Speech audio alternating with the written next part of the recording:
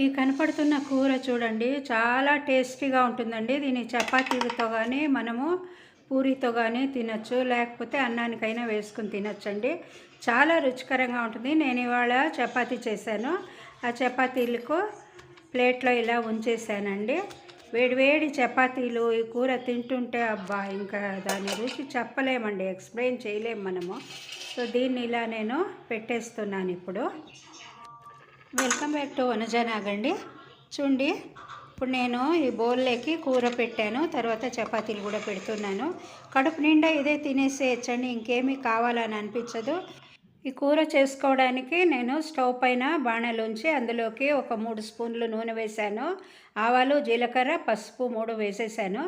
ఇది చూడండి, గోబీ తర్వాత బ్రోకలీనండి. ఈ బ్రోకలీ మళ్ళీ ఇది గోబీ అంటే మనకు తెలుసు కదండి, కాలీఫ్లవర్ అంటాము. ఇవి రెండు కూడా ఆరోగ్యానికి చాలా మంచిదండి. దీన్ని నీళ్ళల్లో ఉడికించి నీళ్లు పారబోయకుండా ఇలా చేసుకున్నామంటే దీంట్లో న్యూట్రిషియస్ వాల్యూస్ అన్నీ మనకు ఎక్కువగా వస్తాయి. సో ఇలా అప్పుడప్పుడు కదిపి మనము మూత పెట్టి చేస్తుంటే అందులోనే నీళ్ళు వదులుతుంది. ఆ నీళ్లతో ఇది ఉడికిపోతుందండి. మనం వేరే నీళ్లు వేయక్కర్లేదు. మసాలా రుబ్బుకోవడానికి గాను ఓ మొగ్గ, 2 లవంగాలు, ఓ 4 చిన్న పీసులు చెక్క, తర్వాత 2 స్టార్ పూది రేఖలండి. ఇవన్నీ తీసుకున్నాను. వీటిని అంతా కూడా నేను మిక్సీ జార్లోకి వేసేస్తున్నా. ఇప్పుడు కొద్దిగా చింతపండు వేసాను.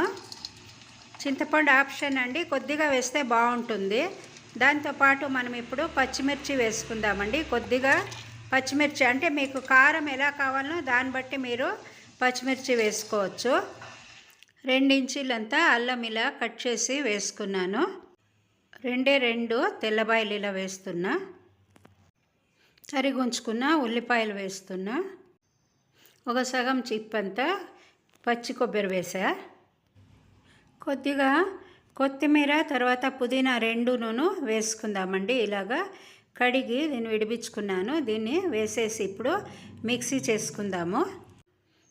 చూడండి, ఇది మూత తీసి 2 సార్లు కలిపినాను. ఇలా కాస్త మెత్తబడతా ఉంది. ఈ మంట తక్కువ పెట్టుకునే చేసుకుంటే బాగుంటుందండి. అంటే సమ్టైమ్స్ మీడియంగా కానీ స్లిమ్లో కానీ పెట్టి చేసుకోవచ్చు. ఇట్లా మూత తీసి చూస్తున్నారా, నీళ్లు దాంట్లో వదిలింది కదా, ఆ నీళ్లు కనపడతా ఉంది చూడండి. దీంతోనే ఆవిరితోనే ఇది ఉడికిపోతుంది. ఉప్పు వేసేసాను. తగినంత ఉప్పు వేసుకోవచ్చు మనము. చూడండి, ఇది ఇప్పుడు మెత్తబడిపోయినాయి. చూస్తే కూడా తెలుస్తుంది మనకు, తొందరగా మెత్తబడుతుందండి. ఈ రుబ్బుకున్న మసాలా అంతా ఇందులోకి వేసి కలుపుకుందాము. ముక్కలకంతా కూడా మసాలా పట్టేటట్టు ఇలా బాగా కలిపేసేయాలి మనము. మీకు ఇది గట్టిగా ఉంది అని అనిపిస్తే కొద్దిగా నీళ్ళు కూడా వేసుకోవచ్చండి. ఎందుకంటే కొంచెం జారుడుగా ఉంటే మనకు చపాతీ, పూరి వాటికి తినేదానికి బాగుంటుంది కదా, అలా కూడా చేసుకోవచ్చు. కొద్దిగా నీళ్ళు వేస్తున్నా నేను. చూడండి, ఒక సగం గ్లాస్ అంత, చిన్న గ్లాస్తో సగం గ్లాస్ అంతా వేసాను. కలియబెట్టేసి బాగా ఉడికించేసుకుందాం దీన్ని. ఇంకా చూడండి, ఇది గమ్మటి వాసన వస్తూ ఉందండి. చాలా కమ్మగా ఉంది. చెక్క, లవంగం అన్నీ వేసాం కదండి, మసాలా అది తినడానికి కూడా చాలా రుచికరంగా ఉంటుంది. మీరు ఈ స్టేజ్లో కావాలంటే ఉప్పు గిప్పు గమనించుకోవచ్చండి. నేను కరెక్ట్ వేసాను.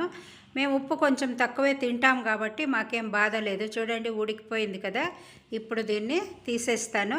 మీకు కాబడితే పైన తట్టు కొత్తిమీర వేసుకోవచ్చండి. నేను రుబ్బేంకి వేసినాను కాబట్టి నేనేం వేయట్లేదు. మీరందరూ కూడా చేసి చూడండి. ఈ వీడియో ఎలా నచ్చిందో లేదో మీకు కామెంట్లో పెట్టండి. లైక్ చేయండి, షేర్ చేయండి. కొత్త వాళ్ళైతే సబ్స్క్రైబ్ చేయడం మర్చిపోకండి. నేను దీన్ని ఇప్పుడు సర్వింగ్ బౌల్లోకి మార్చేస్తాను. కాలీఫ్లవరు మళ్ళీ బ్రోకలీ చాలా ఆరోగ్యానికి మంచిదండి. అందుకని ఇలా అప్పుడప్పుడు చేస్తుంటాను నేను. మనం నూనెలో గోళిచ్చి చేసే బదులు ఇలా చేసుకుంటే మనకు దీంట్లోంది అంతా కూడా విటమిన్స్, మినరల్స్ అన్నీ కూడా మనకు చేరుతుంది కదండి. అందుకని నేను ఇలా చేస్తాను. ఈ పూట చపాతీ చేశాను, చపాతీకి వేసుకుని తినేసేస్తాను. చూడండి ఎలా ఉందో. మీరందరూ కూడా చేసి చూడండి. తప్పక కామెంట్లో పెట్టండి.